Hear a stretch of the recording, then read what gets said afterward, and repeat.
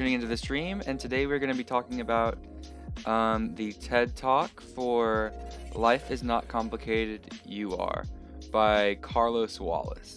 So, let's kick off with the rules first. Rules. My college professor is going to be watching this, so let's keep the chat clean. And I also will not be reading the chat because I'm going to be trying to focus on doing my TED Talk. So, without further ado, let's hop right in to the TED Talk. Alrighty, so we're going to start off with the 3 quotes from this book that I really, really enjoy. So, first one, from the chapter Foundation. You will never understand anything you ignore. Now that, for me, is just very, very deep. So, you will never understand anything you ignore. So whether it's you're postponing homework, or you're just avoiding a situation, it's not gonna help you at all just to ignore it. You have to confront it, face it, and just push through it. From the chapter called Adversity, sometimes it's more prudent to leave your ego at the door so that common sense can climb through the window. Stop, think, and prepare, then react. So this was because Mr. Wallace was talking about a story from his mother, how in the past when she was living through the civil rights movement and she was in a basketball team, the coach told her that she had to eat her food from the diner on the bus because it was a mostly white restaurant. And rather than her just fighting or getting angry like our generation would, she fought through the adversity, and she just took it, which is something that we should all try and do rather than just immediately try and confront. We should try more to stop, think, prepare, and then react, and then we should say what we want to say. The last quote is from the chapter called Success. One must live as we wish to be remembered. So that is very good advice as well. So for an example, for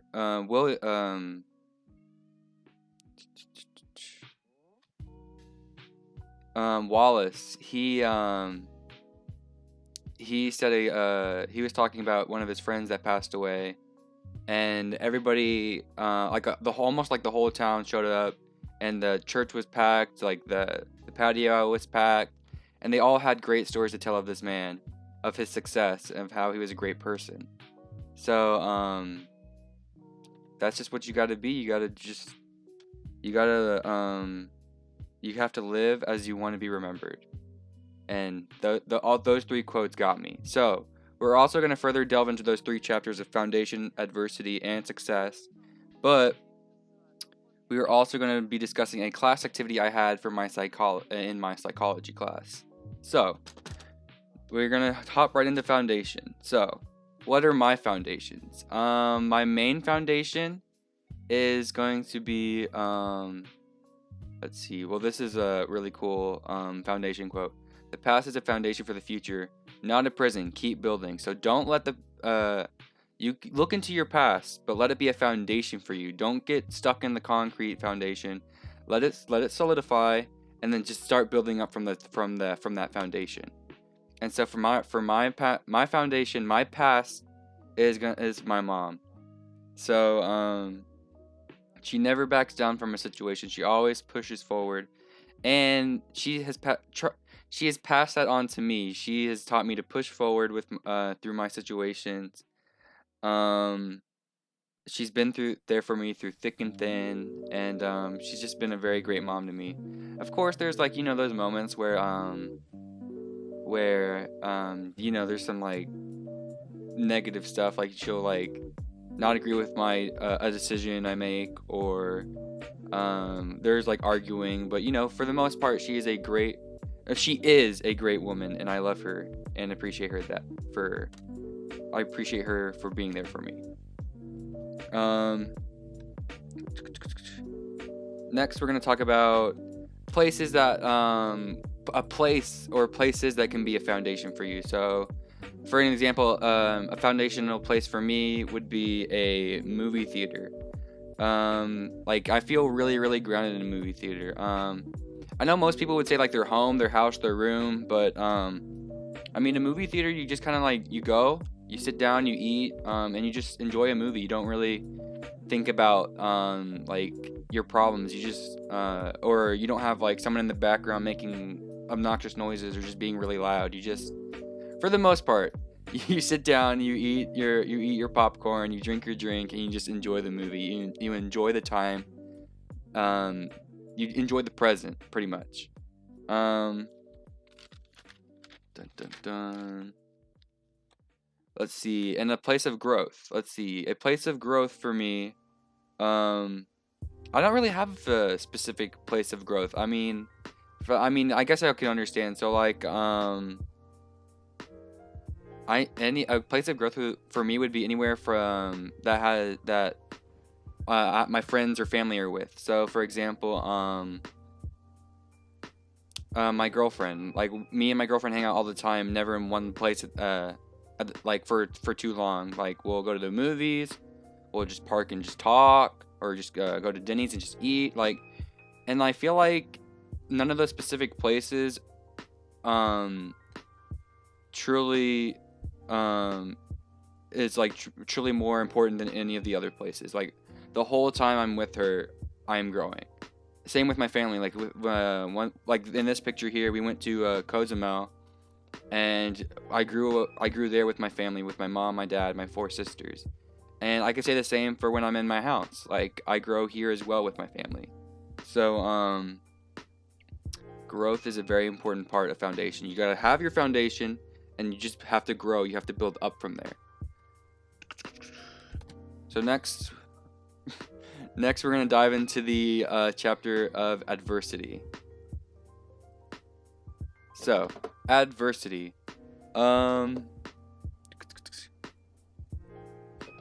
So we're gonna be talking about adversity. So adversity is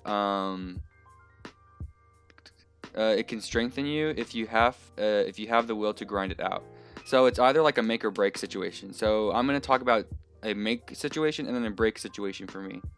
So a make situation for me, like a something that helped me, an adversity, a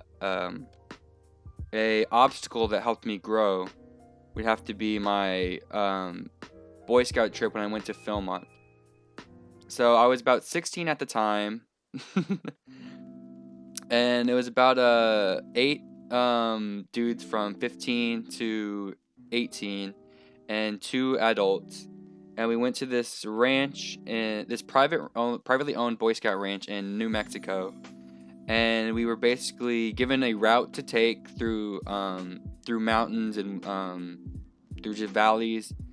And we had to make our own food. We had to set up our tent. There were no bathrooms. We kind of just had to go wherever.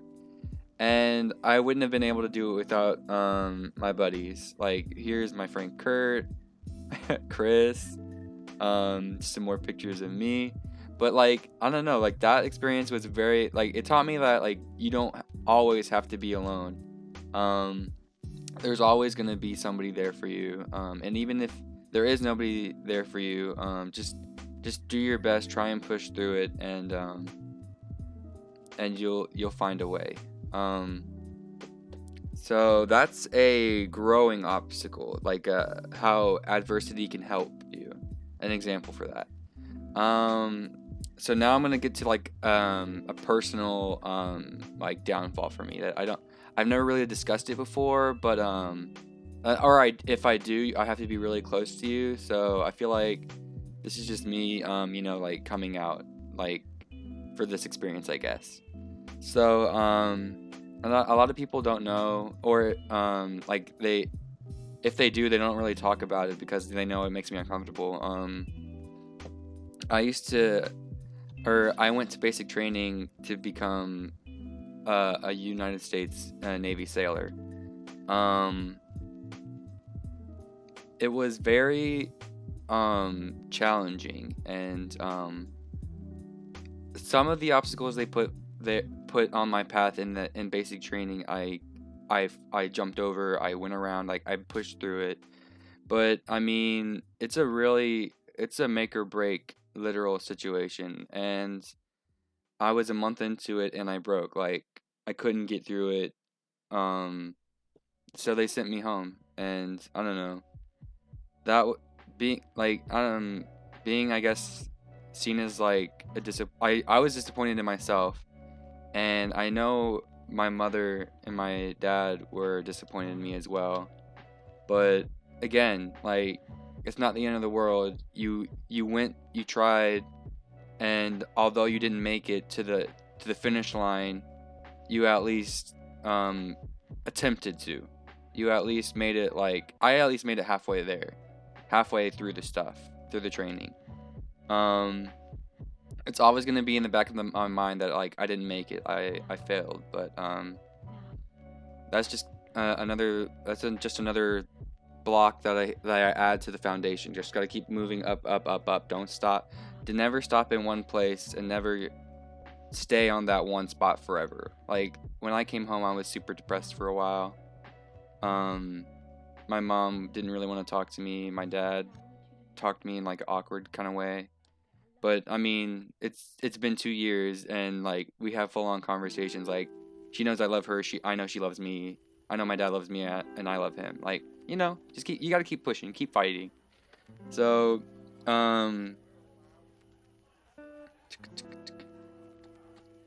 next we're gonna discuss the activity that I was telling y'all about for my psychology class. So in psychology, we did this I don't want to say experiment, but a class activity. Yeah. And Professor Sawyer put a trash can in the middle of the classroom, and she stuck the students all around the classroom. Like, one, she was like really close to the trash can. One was a couple of us were like all the way in the back, like in the corners. Some of us were like on the wall, like on the side walls, so there was no one person like in the same like area, I guess you could say. Like we were all arm's length away from each other, pretty much. And the objective was to crumble up a piece of paper, and whoever could throw their piece of paper and land it in that trash can would get 10 bonus points. And of course, so I was one of the I was one of the ones in like the back corner. So whenever I threw my shot, it was on track, but the wind interfered, and it just went. It only made it halfway, like, to the trash can. And that was the same thing happened to 2/3 of the class. But the 1/3 of the class that was like maybe like 2 steps away from the trash can, of course, made it. So in that situation, we were supposed to discuss who was privileged and who wasn't privileged. So of course the answer is like, the people that are closer to the trash can are more privileged because their shot is a lot easier to make than the people that are far away from it, like in the corners or in the wall or the side walls.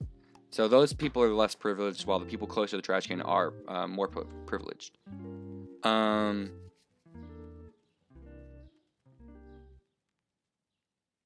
Let's see. But and so like it seemed unfair.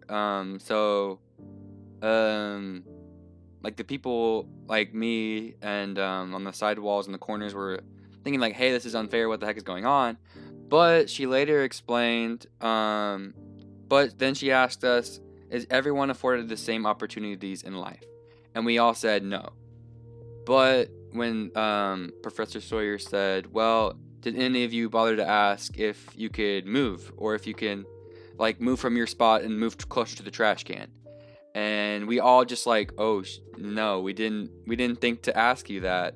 So I mean, some people are born like rich, some people are born poor, but like you got to factor in adversity, you got to factor in your foundation. So you may start from like the corner, but there are opportunities you can take to get closer and closer to that trash can, so that you can make that trash can shot and get those 10 bonus points. Or there are opportunities in life, so you can get scholarships if you're smart and you're not like very financially stable.